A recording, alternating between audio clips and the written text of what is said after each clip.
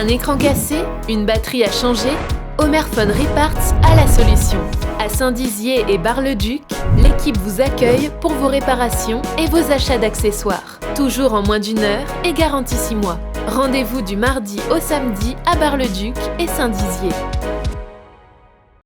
Découvrez tout ce qu'il faut savoir sur la vaccination et le pass sanitaire en Haute-Marne. Le champion de hand Kader Rahim est de passage à Saint-Dizier. Un franc succès pour la journée sportive intercentre des jeunes bragards.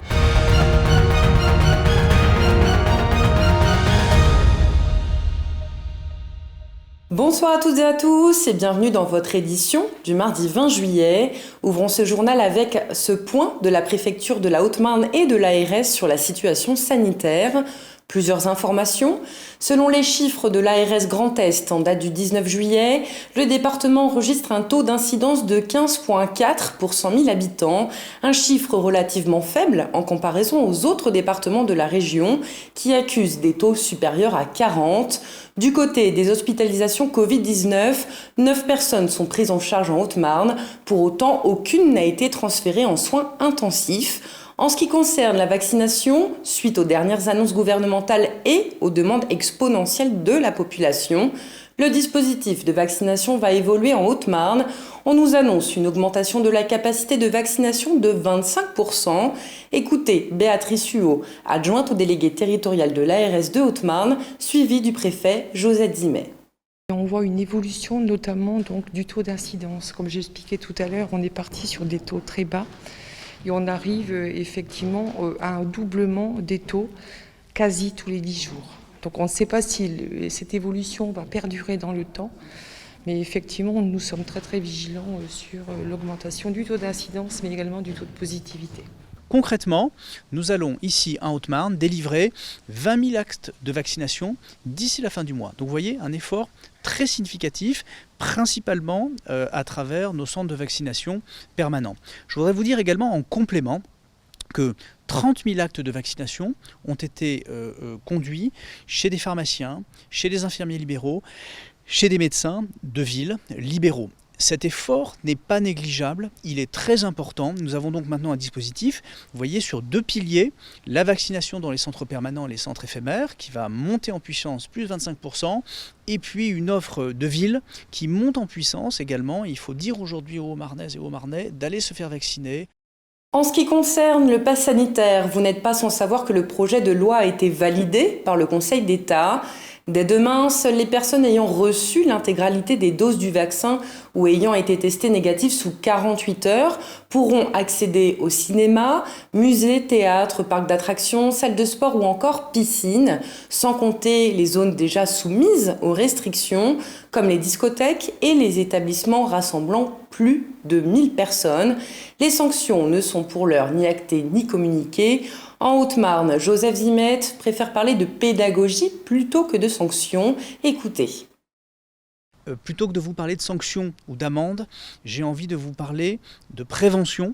Nous allons, et l'ARS va s'y employer, rappeler aux Haut-Marnais combien les gestes barrières restent fondamentaux. Le vaccin protège des formes graves de la maladie, va protéger notre système hospitalier. Le vaccin va protéger les Français, il va protéger les Haut-Marnais, mais il faut maintenir les gestes barrières, la distanciation sociale, se laver les mains, ouvrir les fenêtres et ne pas se faire la bise. Nous allons maintenant rentrer dans une deuxième étape de discussion devant le Parlement. Il faut laisser le Parlement, c'est bien la preuve que nous ne sommes pas en dictature. Dans les dictatures, dans les régimes autoritaires, le Parlement n'a pas autant de pouvoir, n'a pas la possibilité d'amender le dispositif gouvernemental.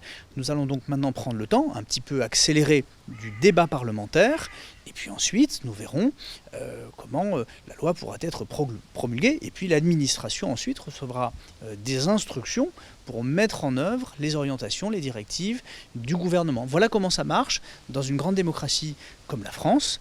Donc le gouvernement protège la population, le Parlement débat de la politique du gouvernement, et ensuite l'administration met en œuvre les décisions du gouvernement. Merci à Julien Voirin et Julien Carret pour ces images. Une information supplémentaire sur la vaccination grâce aux chiffres du jour. 48,6% des Haut-Marnais majeurs ont reçu une vaccination complète au 15 juillet 2021, selon Santé publique France. Du côté de la Meuse, ce chiffre est de 44,2% et dans la Marne, de 44,6%. Bragard de naissance, Kader Rahim évolue aujourd'hui au sein de l'Union sportive Dunkerque Handball, sous le statut de capitaine. À l'âge de 6 ans, c'est au club de Saint-Dizier qu'il fait ses armes dans le milieu du hand, avant de passer professionnel à Nancy. D'origine franco-algérienne, le demi-centre a notamment raflé les victoires au championnat d'Afrique grâce à l'équipe d'Algérie.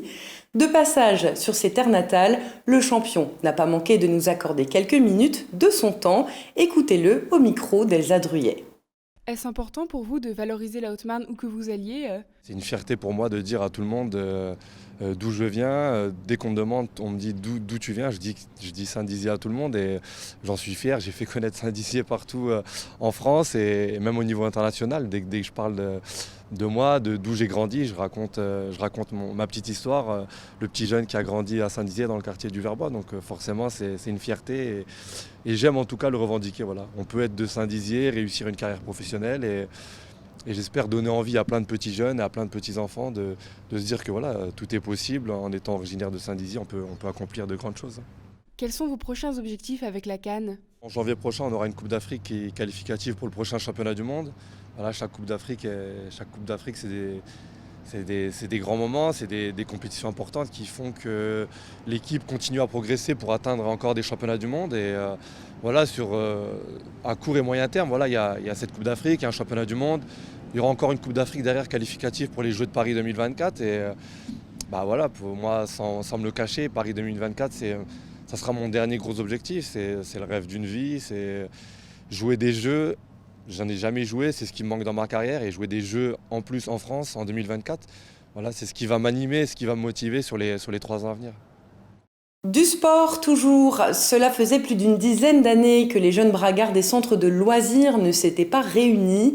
Le centre laïque d'éducation et de loisirs de Saint-Dizier y a remédié aujourd'hui en organisant une journée intercentre. L'objectif, faire découvrir le sport aux enfants des différents centres bragards. Au total, ce ne sont pas moins de 400 enfants de la ville qui ont participé à des ateliers de badminton, de boxe, de judo ou encore de karaté, sous l'œil attentif de quelques figures du sport français et des associations locales. Regardez ce reportage de James Beaurepaire et Louis Maujean.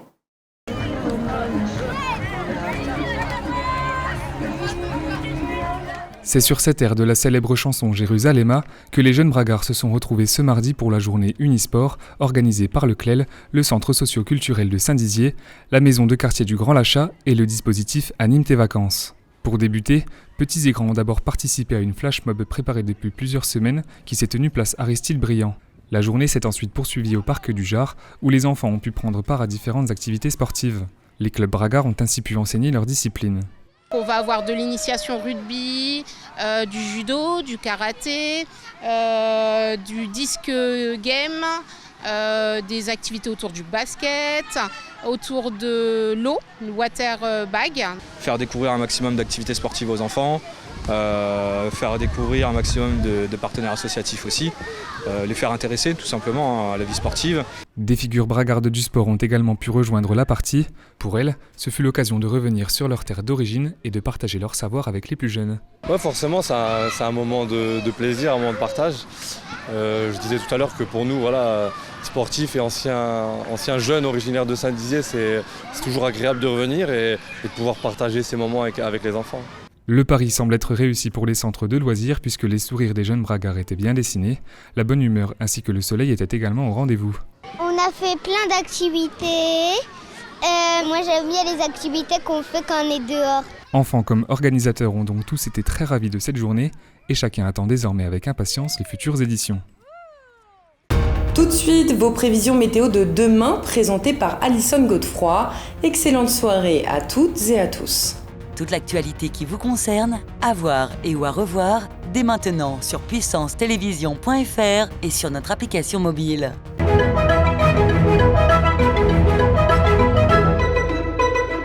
Bonsoir à tous. Pour demain, on attend une journée estivale et chaude avec du soleil pour tout le monde. Pour l'après-midi, le ciel se couvre sur le triangle. À Chaumont et à Bar-le-Duc, il fera 25 degrés. Enfin, 26 degrés à Saint-Dizier. Demain, nous fêterons les Dômes Nains. Très bonne soirée avec Puissance Télévisions.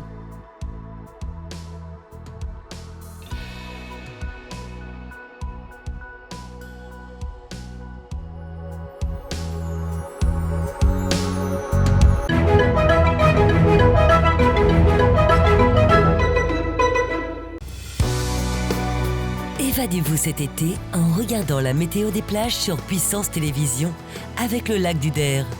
Le lac du Der, la mer en Champagne.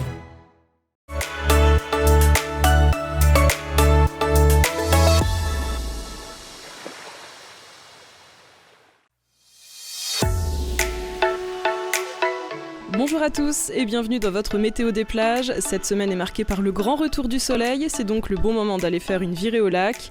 On commence tout de suite avec le lac du Der. On annonce du soleil sur les plages de la Cornée du Der, à Larzicourt, à Nuisement et aux sources du lac. Les maximales atteindront 26 degrés sur le lac. La température de l'eau quant à elle varie entre 19 et 20 degrés.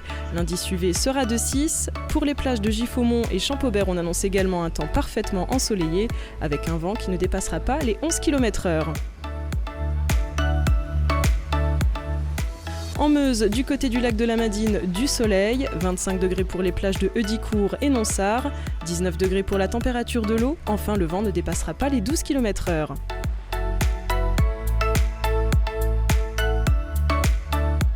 Dans l'Aube, au lac d'Orient, à la plage de Géraudot, de Ménil-Saint-Père et de Lusigny, le temps sera tout aussi ensoleillé, il fera 20 degrés et les maximales pour la température de l'eau atteindront aussi 20 degrés.